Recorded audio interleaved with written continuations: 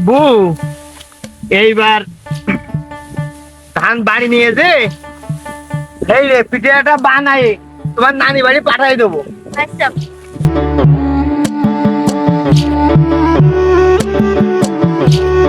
তোমার পড়াশোনার কি অবস্থা? তোমার আম্মু আবার বাহানা ধরেছে কি তুমি জানো? স্বর্ণের চেন বানাই দিতি, ধান মান পেয়েছে, বাহানার শেষ নেই। আজ এ দাও কাল ও দাও। আব্বু এবার বলা আমার সাইকেল কিনা দেয়াই লাগবে। আচ্ছা আব্বা ঠিক আছে, তোমার সাইকেল আর তোমার মার স্বর্ণের চেন এবার ধান বেচে সবকিছু করে দেবো। কি গো আমিনুর ভাই? এই যে ভাই, দুই বাপ বিটা মিলে তো খুবই গল্প করছো। কথা তো আমি একা একাই কই, গল্প সল্প এখন লোকের সাথে করি নেই, কথাই গাছ হয়। ছেলেটা এসে তাই দুই বাপ বিটাই গল্প সল্প করছি। আমি শখ পূরণ করতে যে জন্য নিজে গলায় দড়ি দিয়ে মরে না, স্বর্ণের দাম তো জানোই। মাহফুজ আশপাশে দেখতো এই কিরাকিটা ধান কাটতেছে। মোড়ল সাহেব এবারে কিন্তু ধানের প্রচুর দাম। ওই দেখেন মোড়ল সাহেব, ওই আমিনুর দেখেন ধান কাটছে। চল ওখানে যাই। চলেন। আব্বু একটু পানি খেয়ে আসি। আব্বু মুড়ুল আসছে। লিজির টাকা তো তার দিয়েই দিস। মুরল সাহেব এখন আমার এই বাসায় কিসের জন্য আসছে? এই আমিনুর, এই আমিনুর এদিকে আয়।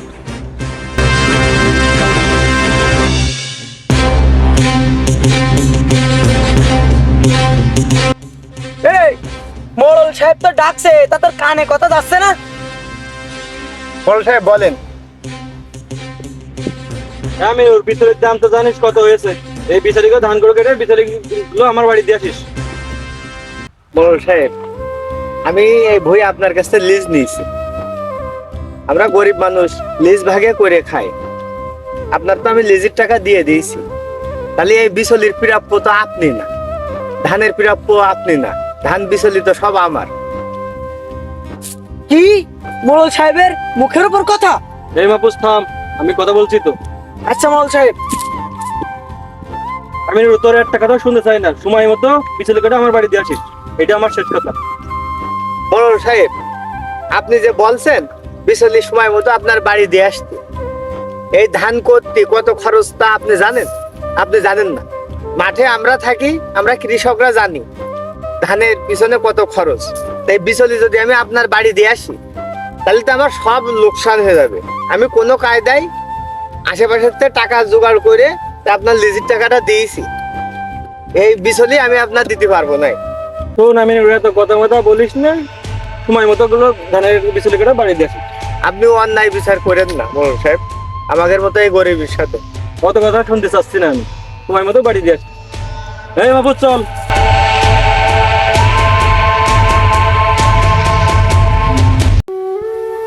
আব্বা আমার বিশালে বেজে সাইকেল কিনেছিলে তো এখন আর হবে না।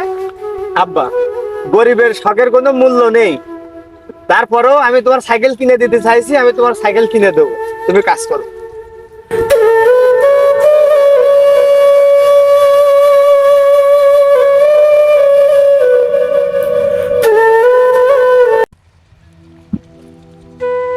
ইরাম হলো আমিনুর ভাইয়ের উপরে মোড়ল সাহেব এত ক্ষেপ্ত হলো কি জন্য?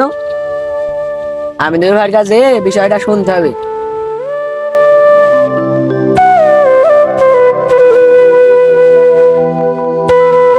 ও আমিনুর ভাই, আমিনুর ভাই, মোড়ল সাহেব দেখলাম আমার শিবির ভুল করতে গেল, তোমার উপরে খুব রাগান্বিত ভাব।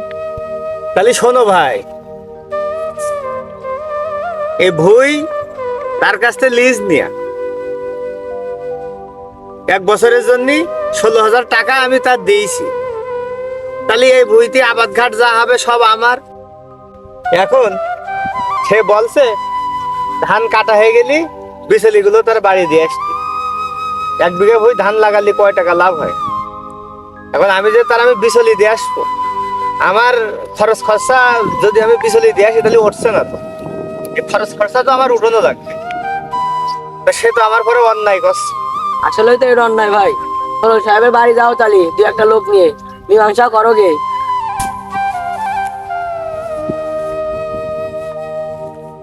এই আমি এই চল, আমিও যাবো। তাহলে চলো আমরা সবাই যাই। আপু চলো।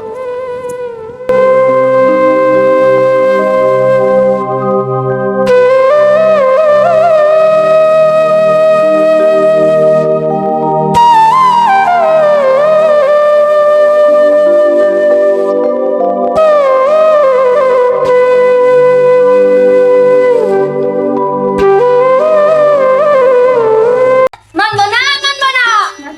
দাঁড়াও আপু, তুমি এরকম চিল্লেও না। এই ও থামাচ্ছিস কেন? ও দিন চলে গিয়েছে, যা করছে করতে দে। আমরা রাস্তাঘাটে এই করবে। ডাকো।